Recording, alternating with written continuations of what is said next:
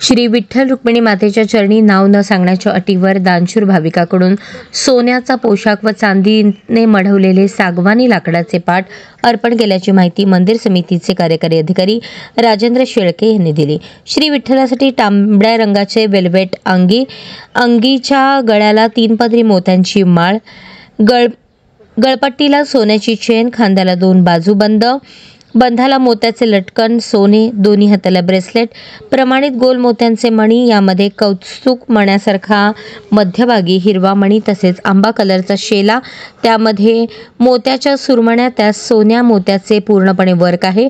श्री रुक्मिणी मातेसाठी आंबा कलरची सिल्क पैठणी, सोन्याची ठुसी, मंगळसूत्र, जोडवे, पैंजण, बांगड्या, नथ आदी सौभाग्याचे लेणे अर्पण केले आहे।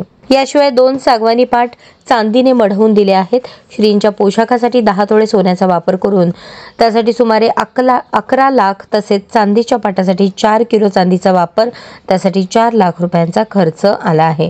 संबंधित देणगीदार हे श्री विठ्ठल रुक्मिणी मातेचे निस्सिम भक्त आहेत। यापूर्वी त्यांनी श्रींच्या चरणी चांदीची कळशी भेट दिली होती, असेही यावेळी व्यवस्थापक मनोज श्रोत्री यांनी सांगितले।